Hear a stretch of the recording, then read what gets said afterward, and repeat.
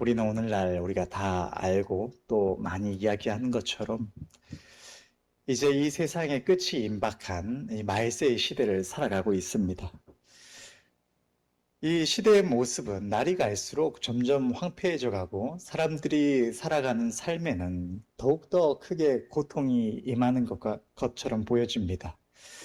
이 우리나라도 지금 이렇게 급속도로 많이 망가져 가고 있는 것도 있고, 시대적으로 봐도 하나님께서 말세에 대하여 말씀하신 하나님께서 지으신 이 창조의 질서가 무너져감에 따라서 또 인간의 이 죄악이 더욱더 관영하여서 더욱더 이 세상이 어두워지고 하나님의 심판이 임박한 이때를 맞이하면서 우리가 살아가는 삶은 앞으로 더욱더 너무나 고되고 힘들 것이 예상되는 시대를 살아가고 있는 것입니다.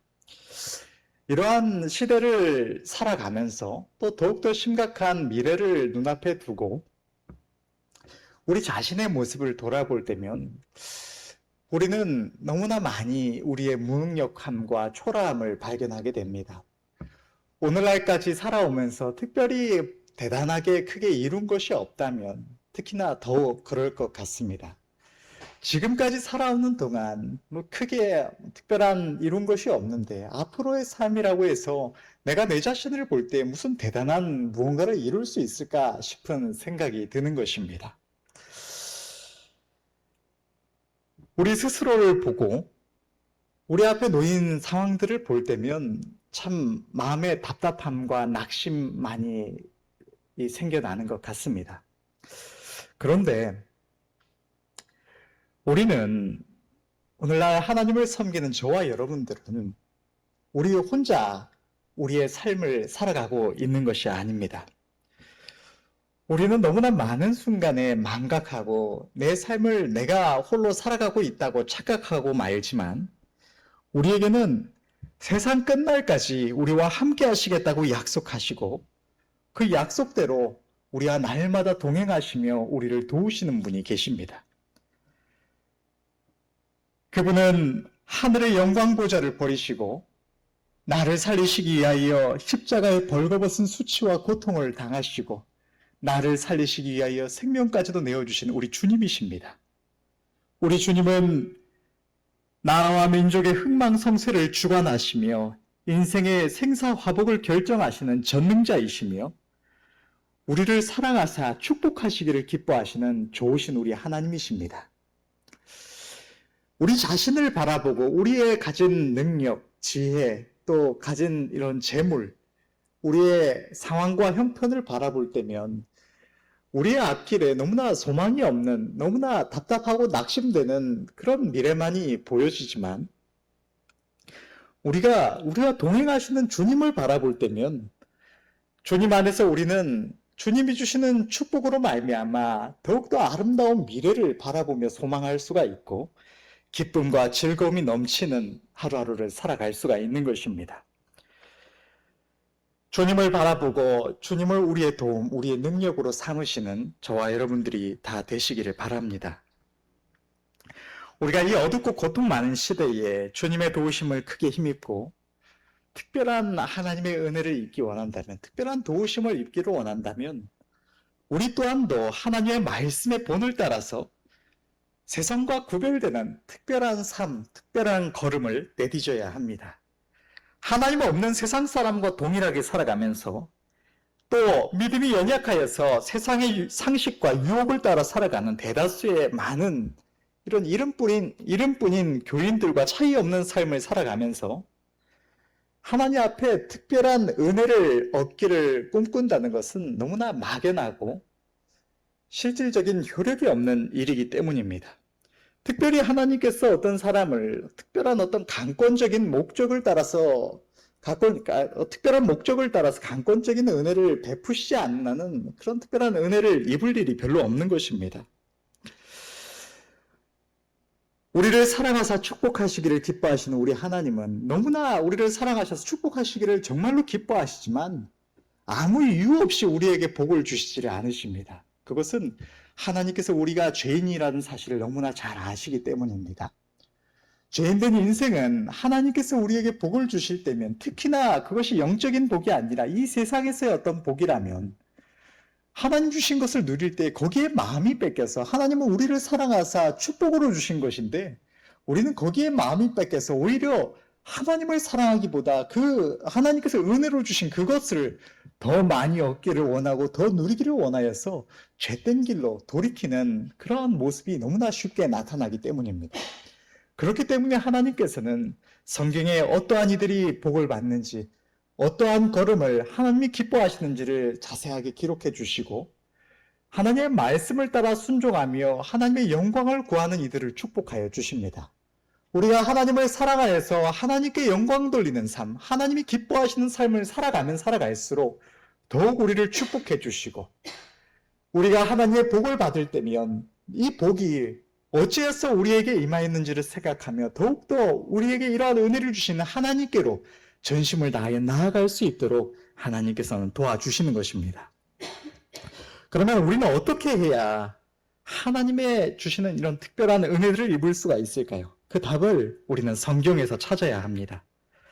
성경은 우리를 향한 하나님의 편지요, 어떻게 하여야 우리가 하나님의 도우심을 입고 복을 받을 수 있는지 알게 하시는 하나님의 사랑의 음성이기 때문입니다.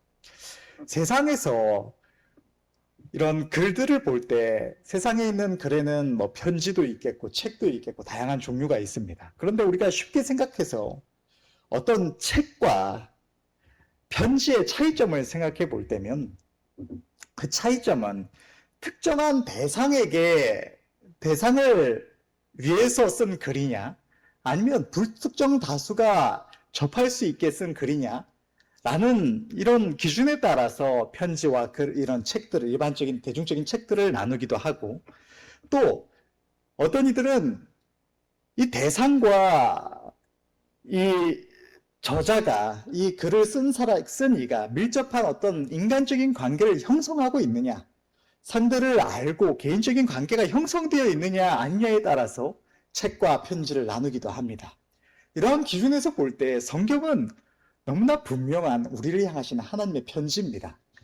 하나님은 우리를 태초부터 알고 계시고, 성경에 있는 이 모든 말씀은 불특정 다수에게 아무나 보고 아무나 교훈받으라고 주신 것이 아니라 우리를 아시는 하나님께서 우리 한 사람 한 사람에게, 누구에게나 우리 모두에게 필요한 말씀을 우리 한 사람 한 사람에게 친히 주시는 이 말씀이기 때문입니다. 성경에는 하나님의 특별한 은혜를 입은 이들의 다양한 본이 기록되어 있고, 이 모두가 단순한 어떤 기록, 이야기, 역사가 아니라 한 말씀 한 말씀이 우리를 위하여 알게 하시는 하나님의 사랑의 음성이 담긴 편지라고 할 수 있는 것입니다. 우리가 성경을 볼 때면 우리가 때로는 어려운 말씀들도 있고 때로는 익숙한 말씀들도 있고, 이런저런 이유로 그냥 이렇게 한 장 한 장 읽어가면서 빨리빨리 이 내용을 그냥 훑고 지나가는 식으로 넘어가기가 참 쉬운 것 같습니다. 그런데 이 모든 말씀이 하나님께서 나를 가르치시기 위하여서, 나에게 알게 하시고자 하여서 말씀해 오시는 음성이라는 것을 생각해 볼 때면 우리는 더욱 친밀하게 이 말씀을 더 가깝게 대할 수가 있을 것 같습니다. 특별히 하나님께서 우리의 하늘 아버지시라는 점을 생각해 볼 때에 이 말씀이 하늘 아버지께서 사랑하시는 자기 자녀된 우리들 한 사람 한 사람에게 아버지가 사랑하는 자녀를 가르치듯이 사랑의 음성으로 말씀하시며 교훈하시는, 친절하게 가르치시는 이 말씀이라는 것을 우리가 생각하면서 이 말씀을 대해보면 좀 다른 느낌으로 우리가 말씀을 대할 수도 있을 것 같습니다. 우리가 흔히 하나님의 복을 받은 이들, 특별한 하나님의 도우심을 입은 이들을, 그런 인물들을 성경에서 생각해 볼 때 쉽게 떠올리는 인물들 중에는 아브라함, 다윗, 또 다니엘과 다니엘의 세 친구, 이런 주일학교에서도 많이 대하는 이런 인물들을 떠올릴 수가 있을 것 같습니다. 특별히 이러한 이들 중에서도 아브라함에 대한 말씀을 우리가 예로 들어서 아버지가 어린 자녀에게 이야기하며 교훈을 주는 듯한 느낌으로 말씀을 대해보면 아마도 이렇게 생각해 볼 수 있지 않을까 싶습니다. 얘야, 잘 듣고 생각해 보렴. 내 종 아브라함이 그 땅에 살고 있을 때의 일이란다.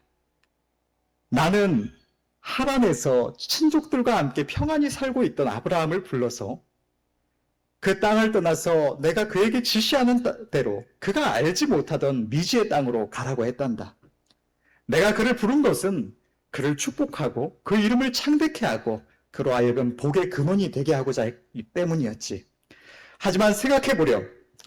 그때에, 그 시대에 부모와 조상의 땅을 떠난다는 것이 쉬웠을까? 친족의 울타리를 벗어난다는 것은 언제든지 해를 입고 죽임을 당하고 재산마저 다 빼앗길 수 있는 위협 속으로 들어간다는 말이었거든. 그러나 아브라함은 나의 음성에 순종하였고 나는 그의 걸음마다 그와 함께하며 그를 지키며 축복했단다. 때로는 권세 있는 왕들이 내가 그에게 준 아내를 뺏어가고자 하기도 했지만 또 그는 그 아내로 인해서 자기 목숨마저 잃을까 두려워하기도 했지만 나는 오히려 그가 두려워하던 왕들에게 두려운 음성으로 경계하며 아무도 그를 해치지 못하도록 오히려 그가 많은 이들 가운데 존귀한 자로 세움을 입도록 그를 도우며 그와 함께했단다.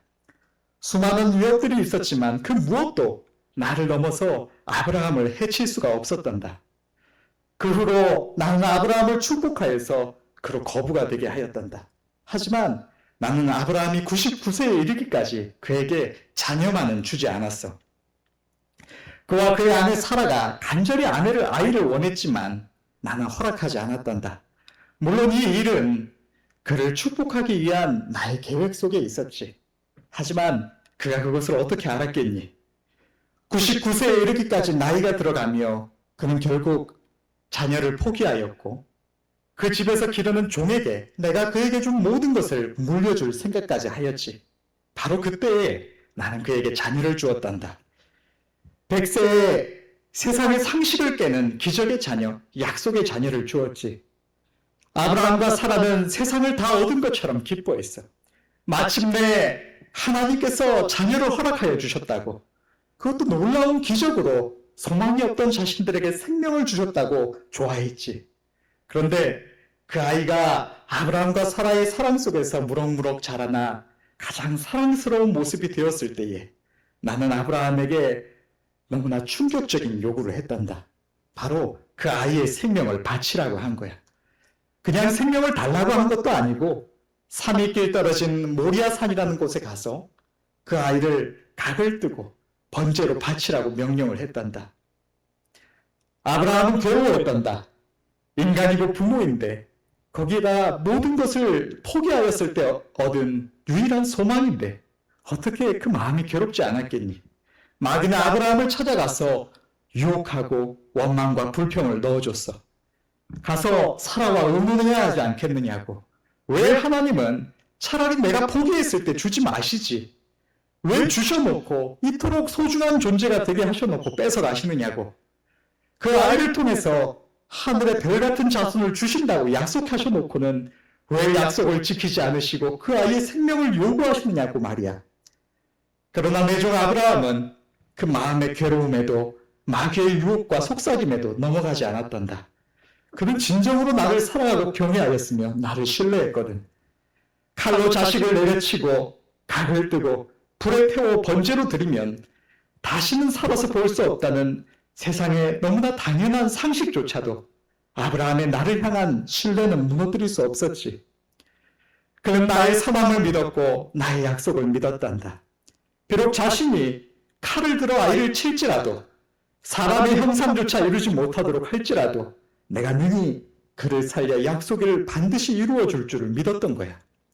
그는 나의 그를 향한 뜻이 언제나 선하다는 사실을 의심치 않았단다. 그는 자기 목숨보다 그가 가진 모든 것보다도 사랑했던 자식의 생명을 요구하는 명령 앞에서도 나의 그를 향한 사랑을 의심치 않았단다. 그런데 내가 왜 그에게 그토록 잔인한 요구를 했는지 너는 아니? 내가 인생들에게 부모와 자식이라는 관계를 준 것은 바로 너와 나의 관계를 알게 하고 부모의 자녀를 향한 사랑이 어떠한지 알게 하기 위함이란다. 나는 너희 아버지잖니. 죄인된 인생도 사랑하는 이가 아파하면 함께 아파하고, 특히나 부모는 자식에게 매를 들 때에도 자신이 더 아파하고, 자식이 무슨 일을 당하여 괴로워할 때면 때로는 그 자식보다 더 아파하는 게 부모란다. 인생은 서로의 아픔을 온전히 알지 못하는데도 말이야. 그러면 너의 모든 것을 알고 너 자신보다 너를 더 사랑하는 나의 마음은 어땠겠니? 아브라함이 괴로워하는 그 모습을 보는 내 마음도 너무나 아팠단다. 그럼에도 내가 그에게 그러한 요구를 한 것은 그를 괴롭게 하고자 함이 아니라 그에게 영원한 소망을 주며 그를 영원히 축복하고자 했기 때문이란다. 나는 그가 순종했을 때에도 그 아이의 생명을 취하지는 않았단다. 물론 아브라함에게는 그 아이는 이미 내게 바친 것이었지만 말이야. 내가 그에게 그가 그토록 사랑하는 아이를 바치라고 명한 것은 그가 진정으로 나를 경외하고 세상 그 무엇보다 나를 사랑하는지 알고자 함이었고, 그의 진정을 확인한 후에는 세상 만민 중에서 그를 지극히 축복하고자 했기 때문이었단다. 나는 그를 통하여 영광을 받았고 그를 축복했단다. 나는 그를 높여서 이 세상 모든 복의 근원이 되게 하였으며, 보잘것없던 한 사람이 수많은 민족의 조상이 되고 모든 믿는 자들의 본이 되게 하였으며, 죄로 인해 영원히 멸망할 수밖에 없었던 이 세상을 구원하는 나의 역사가 그와 그의 후손을 통하여 이루어지게 하였단다. 그는 지금 이 땅에서 그의 걸음을 마치고 나와 함께 낙원에서 영원한 영광과 행복을 누리고 있단다. 너는 아브라함이 행한 일들과 그가 맞이한 영광스러운 결국을 잘 보고 너도 동일한 복을 받으렴. 나는 영원히 변치 않는단다. 나는 모든 시대 어느 민족이든 나를 사랑하고 경외하는 이들을 결코 단 한 번도 실망시키지 아니하고 영원히 축복하는 신실한 하나님이란다. 나는 진정으로 나를 사랑하고 신뢰하는 이들, 나를 위하여 자기 생명조차 아끼지 아니한 이들을 위하여 놀라운 일들을 이루고 그들을 축복하였단다. 나도 그들을 더욱 사랑하여 놀라운 권능과 더욱 큰 은혜로 나를 나타내었지.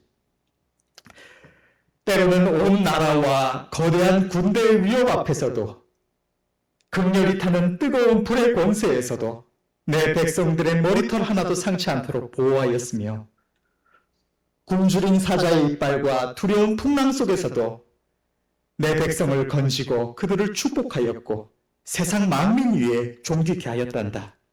그러니 얘야, 너는 너 자신을 바라보지 말고 너를 사랑하고 축복하기를 기뻐하는 나를 바라보렴. 아무것도 아닌 세상을 바라보며 두려워하거나 염려하지 말고 오직 너와 함께하는 나를 바라보고 내가 마음껏 너를 축복할 수 있도록 내가 기뻐하는 길을 행하렴. 나는 너의 하나님 여호와란다. 너는 내가 너를 위하여 성경에 기록한 이 일들을 기억하고 내가 언제나 너와 함께 있어서 너를 알고 너의 목소리를 듣고 너의 걸음을 보고 있음을 생각하렴. 나는 너의 도움이요 너의 능력이란다. 아버지가 자녀에게 가르치는 듯한 느낌으로 성경의 말씀을, 창세기의 말씀만이 아니라 성경의 전반에 기록된 하나님의 성품과 또 아브라함에 대한 말씀과 이런 말씀들을 생각하면서 창세기에 특별히 하나님께서 아브라함을 본토 친척 아비 집에서 불러내신 일이나 이삭을 바치라고 명하신 일이나 이런 말씀을 풀어봤는데, 여러분, 우리는 성경 속에 있는 사건들을 볼 때에 우연히 어떤 일을 마주한 한 인물의 이야기, 한 인물의 역사가 아니라 그의 앞길에 그러한 일이 있게 하시고 그를 지켜보고 계시는 하나님이 함께 계셨음을 우리는 생각하는 것이 필요합니다. 그리고 바로 그 동일한 하나님께서 지금 이 순간 나의 삶에도 동일하게 행하고 계심을 생각할 때에 우리는 큰 유익을 얻을 수가 있는 것입니다. 하나님이 우리와 함께하고 계심을 기억하시기를 바랍니다. 나의 상황, 나의 능력, 내게 주어진 조건 속에서 답을 찾지 마시고 하나님을 바라보며 답을 찾으시는 은혜가 있으시기를 바랍니다. 나를 바라보면 우리는 보잘것없는 한 인생에 불과하고 앞으로 이룰 수 있는 것도 참 별 볼 일 없을 뿐이지만 우리의 삶을 통해 하나님이 영광을 얻으시면 우리의 삶은 전능자가 이루시는 놀랍고 영광스러운 삶이 되는 것입니다. 아브라함이 세상의 상식을 바라보았다면, 시대의 상황과 자신이 가진 것과 자신의 만족을 바라보았다면, 이 세상 그 누구도 그를 통하여 복을 받기는커녕 그 이름도 알지 못했을 것이며, 어쩌면 그 또한 그 시대에 수없이 죽어간 수많은 이들 가운데 하나로 별 볼 일 없이 죽어 잊혀졌을 것입니다.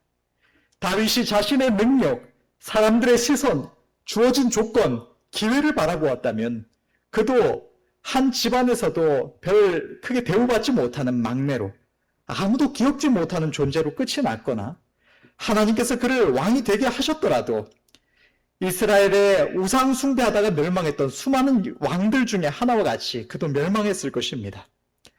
다니엘과 세 친구들이 자기의 안위를 생각하며 자신이 이루고 가졌던 것들, 많은 이들의 기대, 왕들과 대신들의 시선들, 세상의 법과 상식을 바라보았다면 그들의 이름은 그 시대 아무도 기억하지 못하는 수많은 유다의 포로들의 이름 중 하나가 되었을 것입니다. 또한 하나님은 그들의 하나님이라 일컬음 받으심을 기뻐하시지 않으셨을 것입니다. 그러나 그들이 자기 하나님을 바라보았고 그 무엇보다도 하나님의 영광과 기쁘심을 구했기에 그들은 놀라운 축복을 받을 수가 있었던 것입니다. 그들이 인간적으로 대단하고 특별했기 때문이 아니라 그들의 하나님을 경외함이, 그들이 하나님께 돌린 영광이 특별했던 것입니다. 여러분, 우리는 동일한 하나님을 섬기는 이들입니다.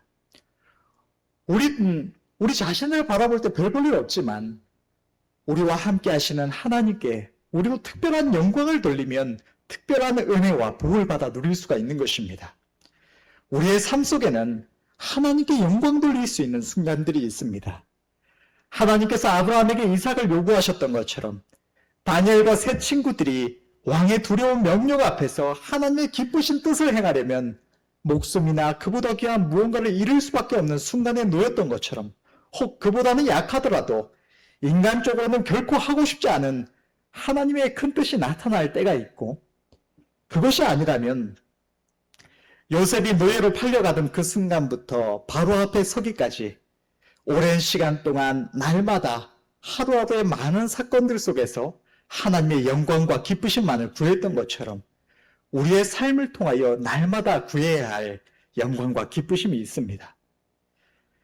이렇게 하나님의 기쁘심과 영광을 구할 수 있는 그 순간들이 바로 여러분들의 삶을 놀랍게 변화시킬 축복의 순간이라는 사실을 기억하시기를 바랍니다.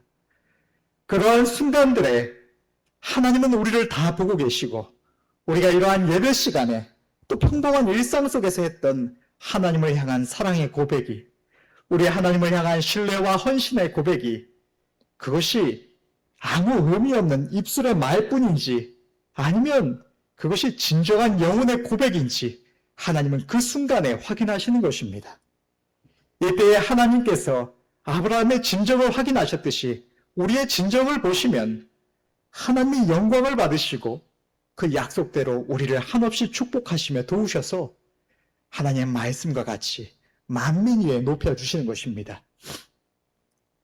특별히 하나님의 어떤 큰 뜻이 나타나서 순종이나 헌신을 요구하시는 때는 우리가 쉽게 알 수 있고, 그 순간에 우리가 순종하느냐 마느냐 선택의 기로에 섭니다.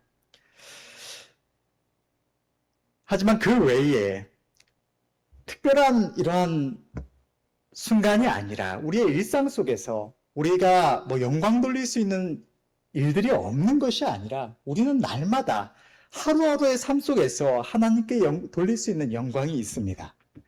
요셉이 그 오랜 시간 특별한 사건만이 아니라 하루하루 자기 하나님의 영광을 위한 삶을 살아갔고, 그래서 하나님께서 그를 바로 앞에서 온 대신들 앞에서 높이시기에 이르렀던 것처럼 우리도 하루하루의 삶 속에서 하나님의 영광을 구할 수 있는 순간들이 있는 것입니다. 우리가 일상 속에서 하나님께 영광을 돌리는 방법은 가장 먼저는 우리와 동행하시며 우리의 삶을 주관하시는 하나님을 인정하며 신뢰하는 것입니다. 우리의 삶 속에서 어떠한 일을 마주하든지 그것이 그냥 우연히 일어난 것이 아니라 나를 사랑하시고 축복하시는 하나님께서 나의 모든 일들을 아시고 친히 주장하시는 일이라는 것을, 그 모든 일들 속에 하나님의 선하신 뜻이 있음을 바라보며 그 답을 찾고 구하는 것, 하나님의 기쁘신 뜻만을 찾고 구하며 하나님의 선하심을 신뢰하는 것, 그것을 하나님을 영광스럽게 하는 우리의 걸음이 됩니다. 두 번째로는 우리 안에서 주님이 우리의 삶의 온전한 주인이 되시고 우리의 가장 귀한 보배가 되실 수 있도록 우리의 삶의 주권을 주님께 드리고, 무엇보다 주님을 귀하게 여김으로 주님을 우리가 스스로 높이는 것입니다. 우리가 주님을 주님이라 부르며 주님을 우리의 주인으로 영접했다고 하지만 우리는 끊임없이 내가 주인은 다시 그 왕의 자리, 주권자의 자리에 앉고자 하는 습성이 있습니다. 이러한 우리가, 길들지 않은 우리가 하나님께 주권을 내어드리는 것, 우리의 삶의 선택의 순간에 그 결정권을 하나님께 내어드리는 것, 그것은 우리 안에서 하나님을 높이는 일이며 하나님을 영화롭게 하는 일이기도 합니다.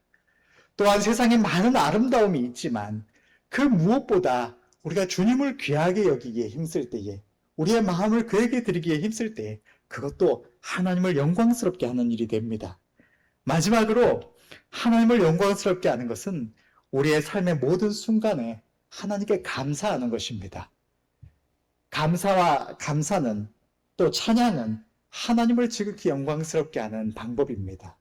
바울과 실라가 하나님을 찬양할 때에 옥토의 문이 열리며 기적이 일어났던 것처럼 우리의 삶 속에서 비록 어려운 일들, 내가 원치 않는 일들이 있을지라도 하나님의 선하심을 찬양하며 나와 동행하시며 은혜 베푸신 하나님을 바라보며 찬양할 때 하나님은 자기를 신뢰하며 기뻐하는 우리의 모습을 보시며 영광을 얻으시는 것입니다.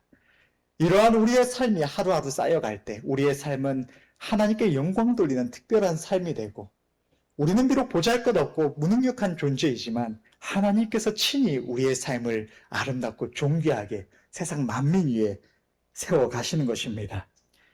여러분, 우리는 하나님의 영광을 구하는 삶을 살아가야 할 줄로 믿습니다. 내 능력 바라보며 내가 어떻게든 내 삶 세워보겠다고 애쓰기보다 나를 사랑하시고 축복하시기를 기뻐하시는, 우리가 하나님의 기뻐하시는 걸음만 행하면 축복하시려고 기다리고 계시는 우리 하나님 앞에서 우리의 삶의 걸음을 바로 세우는 것이 더욱더 온전하게, 더욱더 아름답게 우리의 삶을 세우는 지혜로운 방법이라는 사실을 기억하시기를 바랍니다. 결론을 맺겠습니다. 우리의 삶은 나 홀로 살아가는 것이 아니라 나를 사랑하시는 하나님과 동행하는 삶입니다. 이것을 늘 기억하셔서 하나님의 낯을 살피시는 은혜가 있으시기를 바랍니다. 날마다 하나님의 영광을 구하며 살아감으로 하나님의 도우심을 입고 보잘것없는 내 능력이 아닌 하나님의 능력으로 우리의 하루하루가 더욱더 아름답고 복된 삶, 하나님의 백성 이스라엘에 이른 것 같이 승리하는 삶이 될 수 있기를 간절히 바랍니다. 또한 우리는 하나님의 영광을 구하고 하나님을 사랑하여서 더욱더 하나님의 기쁘심을 구하고, 하나님은 우리를 사랑하시며 기뻐하셔서 복 주시고 만민 가운데 영광스럽게 하시는 이 영원한 사랑의 관계 속에서 더욱더 온전히 하나님과 동행하며 더 가까이 주님과 동행하는 은혜가 저와 여러분들 모두의 삶 속에서 영원히 있으시기를 간절히 바랍니다. 기도하겠습니다.